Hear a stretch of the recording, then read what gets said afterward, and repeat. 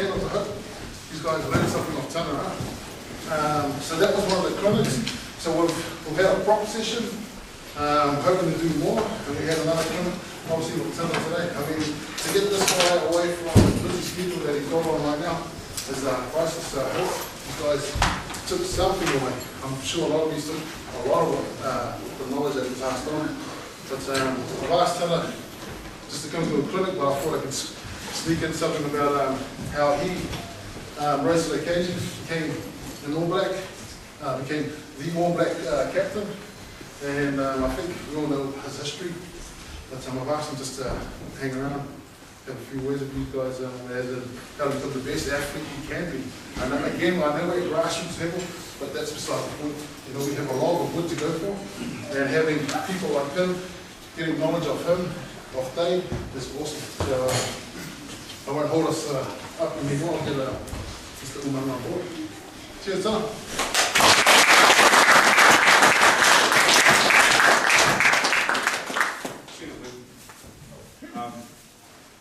I haven't seen Ming for 20 odd years.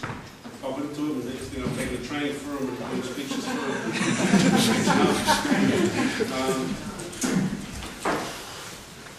I think you probably know, you all know what it takes. It's not rocket science, there's no special water or, well, I don't believe anyway, one intervention of that. It's just work hard, follow your dream. I always say, apparently when I was young, my sister said that I used to write on the walls that I wanted to be an All Black. I can't remember if that's what they said, but I remember getting up with my dad, watching the 2:30, 3 o'clock in the morning. You know, you don't have to do that now with Sky and things like that. Your generation, but in our generation, having the TV was always good. But you know, watching them play overseas, you know, those are the vivid memories that I had. It was then that I wanted to be an All Black. I had a pretty had to go to league. I signed the contract when I was 16 to go to the Newcastle Knights. You know, that dream that I had, I knew that I wanted to play professional sport, and then I saw the Whitfield Cup on TV, and then I followed that. Malinga and Wally Lewis were my favourite players then, and I wanted to be like them. And I went over to Newcastle once I finished school, and I signed for 2 years. I lasted 2 weeks because I got homesick, and it wasn't what I thought it would be. And my mates left me that came over with me as well. So, you know, being a young Polynesian over there, there weren't many of us over there. So I didn't want to get stuck around by myself. So I came home. And then I had to work, which was a new thing because, like I said, my whole dream was to be a football player, and I'd done everything I could to be a football player. I ate, drank, all I did was play. I didn't do school well, which I regret now, obviously. But, you know, I had a family, and then I got an opportunity to play rugby, which, having obviously missed out the first time and not making my dream come true that first time, second time I knew that I was never going to let it go. And my family made me get up and train. My wife made me get up and train when I didn't want to train. And I think that's the mark if you really want to know if you're going to go anywhere. It's those days when there's no one around, no one to pat you on your back, no mark to tell you to get up, 4 more to go. Well, it's when you have to get up by yourself, run out there and do it all on your own. That's, when you're doing it on your own, that means those that are training in the teams and things like that, they're just probably resting up. Making sure that you can motivate yourself to do that. That's the key. You know, one thing as coaches is that what I've learned is that we can teach you skill, we can put on clinics and teach you things that we know, but we can't teach want. We can't teach you to want to do the things out here. We can't teach you that to do those things on your own. Twice a week's not going to get you fit. So once I learned that, that's pretty much how I got to be where I am.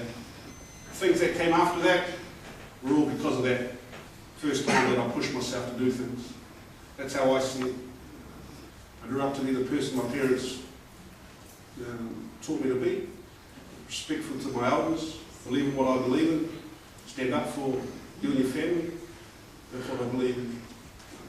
Some people make you leaders for that, some people don't care. I was just lucky, I suppose. And I was very strong in my values, and it got me to where I am. But I don't take that lightly either. I realise that my place in this country and what I do has been seen by others. So I think that's a responsibility that I enjoy, because I try to lead a life that inspires people to do the same thing, but it's not hard. In terms of telling yourself, it's just the hard work that goes with it. And no one can want that more than yourself. I'm sure we've all got parents that want it for us. My dad wanted me to be a rugby player, and he was lucky. I was lucky that I turned out to be one. When I was a rugby league player, my mum and dad didn't want to know me, so they didn't like rugby league at all. So it's just the way it is in a rugby family. But they came around once I became All Black captain. I was the youngest, then all of a sudden I was at the top. I was child number one, which my older sisters couldn't believe. I had a bit of a laugh. They still gave me a hiding though, but didn't they? And I think, having been promoted now to where you are now, there's an understanding, obviously, you know that what you did last year was good. It got you to where you are now, and respect for that. But again, you can't live on what's happened in the past. You're stepping up in up a level. You're stepping up to some, what I can gather, just talking to these pretty much semi-professional teams. But again, it's how tight you can come out as a group, as a family. The Richmond club's steeped in history, and I'm sure that it's the family values that have got it to where it is now, the families that keep it going. So there's something to draw on that too. When you're struggling out here in these tough times, all you've got to remember is it's just one foot in the other. Don't stop, don't give up, never give up. As we are in counties, we realise when I went down there, no one gives us any respect down there. They think that we're just going to fold over and roll away and accept hidings. But in teaching our boys that we're just like anyone else. We respect the people that need to be respected. Other than that, we go and take what we want. When we get on the playing field, we take what we want. We take the respect. We don't ask questions, we just give answers. And that's the attitude we have. The mindset is that we're just as good as anyone else. We've proven that now. We can't stick up on anyone, which is something that I think you'll surprise a few if you get tight. Keep it simple in what you're doing and learning. Get fit. It doesn't matter what you teach. If you can be fit and run all day, you go a long way towards winning games. And then enjoy what you do. We're a big part of that. We have fun. I think that's just part of our makeup down there. We're always having a laugh. But that's what makes us play well, is that we enjoy going to work, we enjoy coming together, we meet each other, we acknowledge each other, we enjoy each other's company, and then we go out and go to battle for each other. And then we can come off looking at each other, saying that I did my best for you, that I didn't let you down. And if we did, there's no worries, we've got another day to do it again. So, hopefully you can take something from that in my session today. Probably to come down here in the great Richmond Rovers. It's been a long time since I've been here. I remember I was here when I was, like I said, it's over 20 years now, 16 I think, 17. I can't tell you much about that one. Been preparing me there, but I've changed. Thank you very much.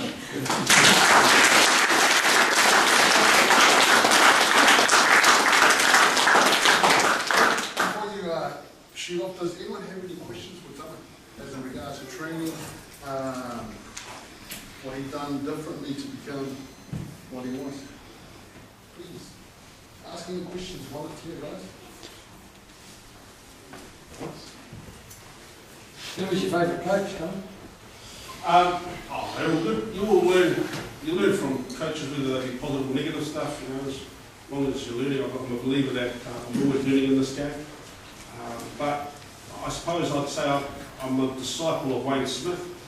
There's a lot of us out there that he instilled in us a great love for the game and an enjoyment that we get out of it, and that we need to give back to it too, which is why a lot of us have got into coaching now.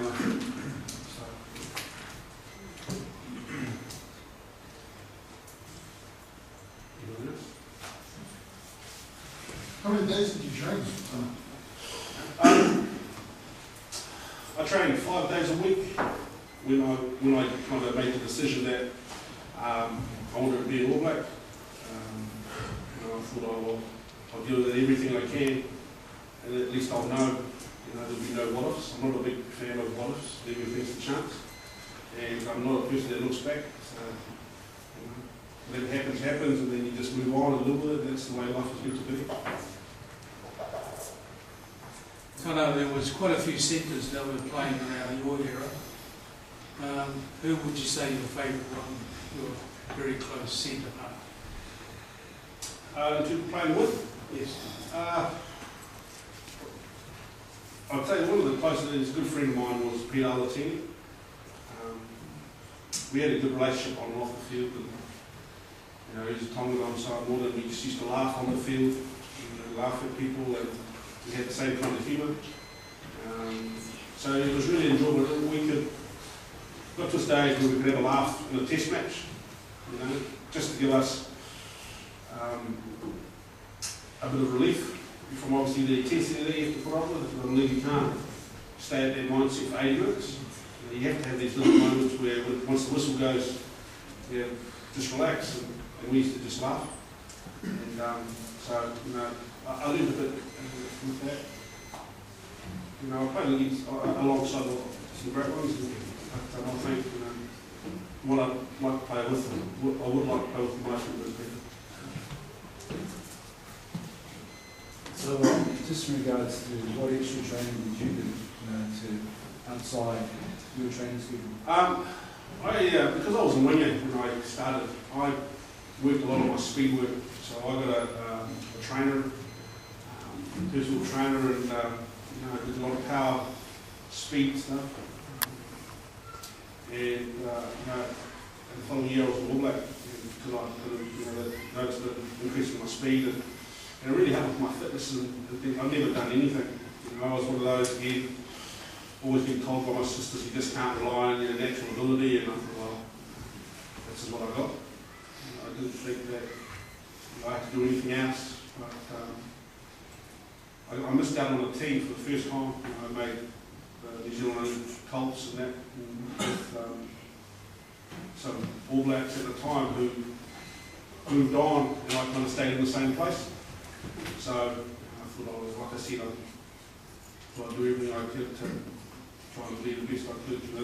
The first year I was Super Rugby, I ran an 18-minute 3K, and that's because I ran with a Billy covered buddy, big croc, and I just had a laugh. And he ran it. He came in, and I felt sorry for him because in the last 200 metres I sprinted off and left him there, just so I could beat him. But that was my whole attitude and mindset to fitness. And, I'm all right. But I took it a lot more serious the next year because that's what coaches were wanting and what they were looking for. And me to be faster, and obviously the fitness got better, and I got my fitness down to a 3K at 11 something. So, and then the year after they got rid of the 3K, which I was happy with. I used to get more nervous the night before a 3K or a fitness test than I would for a test match. And I always used to argue that we don't run 3K. What do we practice this for? There's just one more question, sorry. Besides family, what else motivates you? So as part of your prep, what are the tools that you use to... Well, I think for me it's a lot of I wanted to be the best I could. And like I say, family was a big motivator. Coming back from Australia, and then I had to work. First time I'd ever worked, and I had a labouring job. My brother laid cobbles for driveways and pathways, and he needed someone to carry those cobbles from the truck where he was laying there. And that was a huge motivator. I did that for 2 years until I became a rugby professional. And so I'd always remember if I didn't go training, I'd go back laying cobbles was my life, and I didn't want to do that again. So that was a bit of a motivator as well. But in the later years, I think just wanted to always test myself to be the best I could. I went out there, I made sure that I did everything to become very professional in terms of eating, my preparation for the game, physically and mentally, my analysis work, making sure I knew who I was playing against. So that by Friday, some guys talk about being nervous before a game, but I was never nervous just because I knew I'd done the work and I was comfortable and gave me confidence going into the game. So when the game came, it was just like, that was the easy bit. As I said to everyone, Coach, I get paid to train, but I give you the game for free because that's what I love to do. And, all that lead-up work, that was my job, and then just putting it on the park was my enjoyment to go out there and do the best I could. And obviously a bit of pride comes on board, and also you've got to know what you're doing. That kind of, I think, really motivated me to go right until the end. And when I did finish, I finished because I just had enough. I didn't have the same urge to do all that. And like I said, at the games were to be all for me, that was the fun. They just didn't become fun after a while. So, and my family had sacrificed a bit for me, so I thought I'd give back to my own family. Yeah. Now I don't run or train anymore because I don't like training, so I just don't eat much. I know that if I eat too much, I'm going to train. I'd rather not train.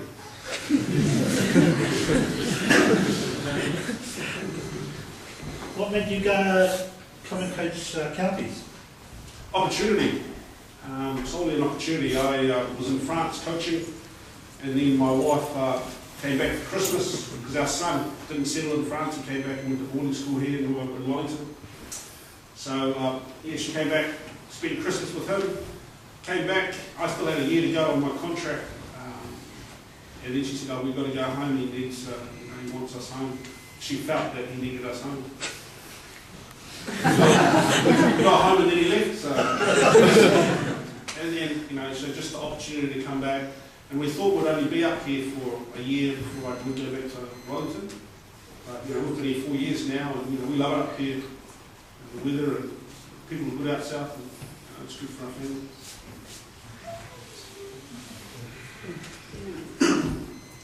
What foods or supplements did you on daily? So like I said, I was probably really, about eating, I was really, how would you say, real picky about what I ate.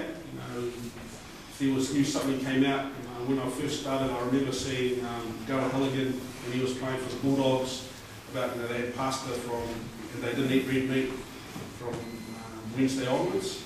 So when I was 16, I cut out red meat from Wednesday onwards. I still don't, even now I don't eat a lot of red meat. The pasta, obviously, now pasta was changed. I used to eat pasta, I only eat pasta and chicken or pasta and pork from Wednesday through to Saturday. And then I'd give myself KFC or something after the game. So I was always rewarding myself. But as times have changed, everything is something new coming on. That changed as well as I got older. I realised that I didn't need as much carbs as I was eating. Proteins came on board, I ate a lot more vegetables. I didn't eat vegetables a lot. So I found out which was the best vegetable, and that was broccoli at the time. So I just ate broccoli and chicken. And then my kids just eat broccoli and chicken. So whatever I ate, the kids ate. So they weren't too happy. They were very happy once they saw the back of broccoli and chicken. Because I'd probably have that made 3 or 4 times a week. I was very simple in what I ate. Protein, supplement-wise, I only really had protein after training. I found it helped me after training to recover. I think that was something that, again, I heard about recovery and say I did everything I could leading up to games, I was always at home stretching and had my skins on and the bloody hot airs, doing those kinds of things. I just try to give myself, as I keep saying, it's the best chance I could to be the best I could be. So I did everything I could, really. And it just became a habit after a while, in terms of eating. I'm the same now. Like I said, I realised that I can't train as much as the same I did, so I can't eat the same, but I'm conscious that, I eat well, my kids eat well, they understand, obviously they like everything that I used to like, pies and KFC and things like that. But, there's got to be a balance to life and what you eat. If you want to be the best you can be, then you've got to put the best fuel you can in your body, because your body's your tool to look after that and look after you.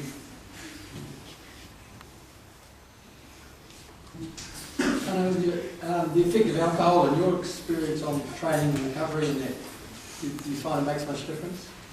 Oh, definitely when you get older.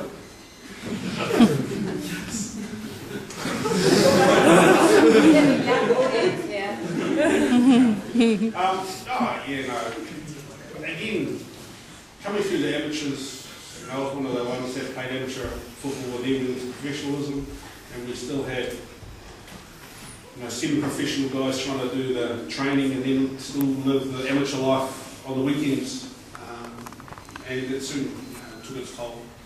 So, in terms of consuming alcohol, we wouldn't when it came to seasons, which, again, there's no right or wrong answer, I believe. As I've learned now as I'm older, moderation's the key. It's like anything, you stop something, there's going to be a stage where you're going to start again, and that's where we could probably do right. We'd stop for a season, and then all of a sudden, once that season's finished, bang, hit it, and then you get in trouble then because you're binge drinking. It's like there's no win. I think once now that we've been in Europe, and the attitude to alcohol of teenagers there is that it's actually something for enjoyment. It's not there to be abused. So it's there as a conversation piece when you're around your mates. You just have a talk, have a drink, enjoy each other's company. But then you don't keep going until you get pissed, and then you want to give someone a hiding, or something happens, or you go and fall in legless and spew everywhere. It's actually just something where for a group to relax and just have a good time. We didn't, like I said, I didn't do that until we were in France, because they just grown up. There's no legal drinking age there. You can drink whatever you like, but you don't see drunk people because they've grown up with it. They've grown up with drinking wine, and they just respect it because they know what it can do to you.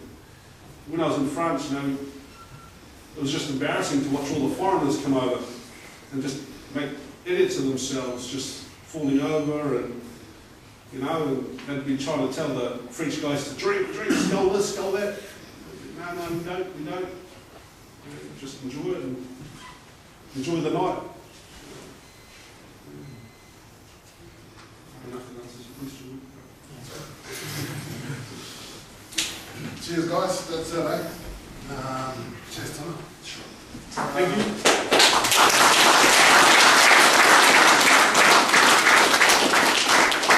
All the best for the season tour. I hope it goes well. You're watching. Thank you. I know we're going to take 5 minutes, but I want to bring on Mark brought up one of the tools of how Tana became successful. But one of our tools, which really came at a good time for us last year to get into the Fox, we had everything down pat: fitness, conditioning, game plan, but it was just a mindset. And we brought on David Lee. A lot of everyone's like, he's a good one guy. Okay, so he was an awesome asset to our team. Okay, I don't look at him as a one guy, I look at him as our team. Yeah? But I'm just going to get Dave up so we all know who Dave is. He looks after a lot of professional athletes. One of them is a golfer. He's a young Asian girl, forgive me Dave for forgetting her name, but she's just been promoted to professional. Lydia Cohen. Cool, thank you. Yeah, so that's the area he kind of covers. So I'll get Dave just to... And county manager. Okay, so I'll just get Dave to introduce himself, what he does, and how he helped us for the grand 6 games leading into the grand final.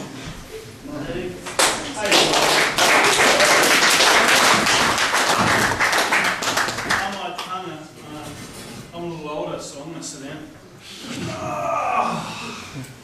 So, just briefly, I'm not here to do a seminar tonight, just to have a chat for all of you to have a real think about last season. What a feeling that was when that whistle went and we'd done it. And we'd set that goal and we'd done it. And I want to get it interactive for those senior players that were in that team. What was going through your mind? What was it like for you? Give me some. What was that? Carl? What was that like for you, right? I mean, from a mental perspective, what was the contributing factor, man? What the heck did you guys do? Big relief. Hell of a party that night. Not that we drank a lot. Right? So, here's the thing. What do you think? What do you think? Because I go back over that video and I listen to the commentators talking about Otara. No reference to you guys, you know. And when Otara scored in the first 5 minutes, everything's Otara. You guys crossed that line. And was Big Joe here? Some of the tries that we had, sensational. You tell me about what do you think were the key learnings that you got from our seminar, looking around a few of them. I'm going to start with you, Big Fella. What was some of the stuff that you took away from our seminars that you would like to have the young guys here that are new to be aware of? Just keep cool with that. Focus myself. Yeah. And it was about family, eh? It was about the boys. Now the other thing that we talked about was what's done in the dark will shine the light. And that's exactly what Tano would do. This is each one of you now, when you think about, I'm going to ask you this question. How many of you here right now want to win the Fox Shield this season? Hands up. How many of you here right now want to be in a winning team that wins the Fox Shield this season? Right? Hands up. Fuck. Everyone put your damn hand up. Right? So here's the thing. Here's the thing. All I want to encourage all of you is to take some responsibility and think about what am I doing today that's congruent with that vision? What can I ask more of myself? What can I do today that's better than what I was doing yesterday? Tana talked about the foundation, and I believe the foundation, without a doubt, is the physical. Because I can take an athlete to a whole new level when they're physically fit. And that's the foundation.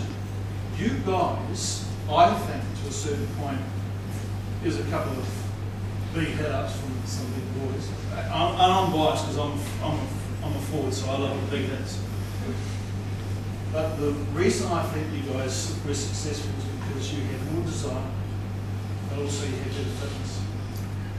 And I think we need to get real about this season. I think you really need to have a good, and possibly we'll have a good shake-up this season.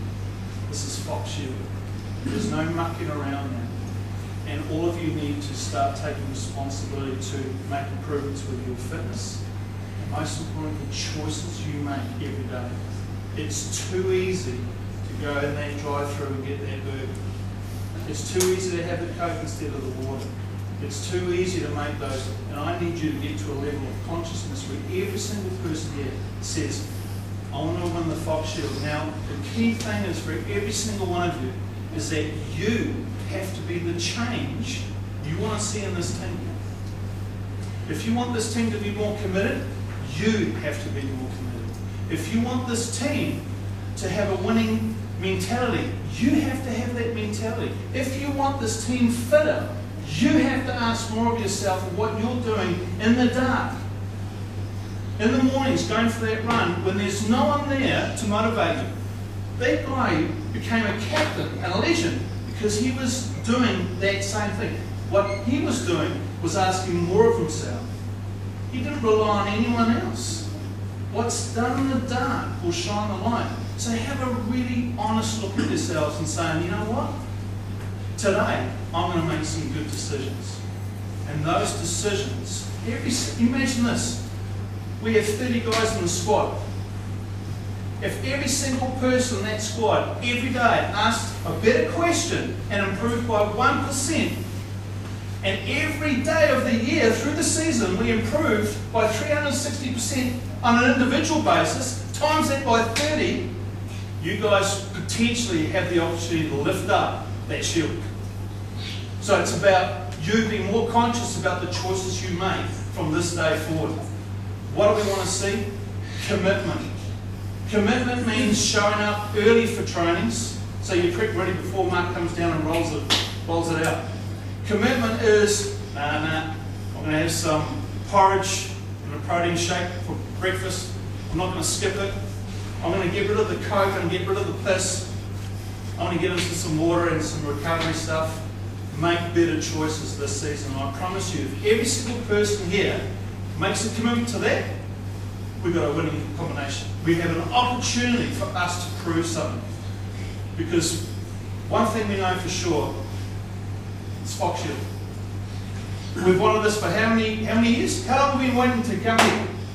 You guys were the big boys. And I'll tell you now, those big boys, those other teams, those guys have probably had a better pre-season than you. I'll tell you that now.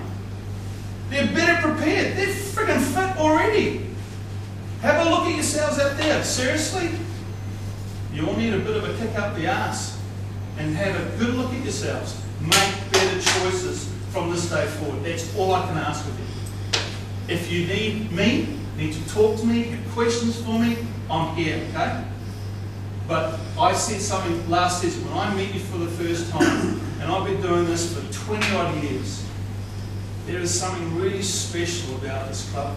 I don't know what it is. There's something really special about you guys. Let's roll it out again this season, eh? Alright, that's all I have to say. Let's go and get a voice.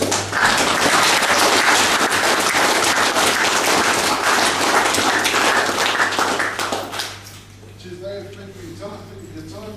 I know the boys will definitely take away their knowledge and hopefully start applying. Training on Thursday, HPU, down at Les Mills, 6 o'clock. Runners and boots. Okay, guys, down at Les Mills.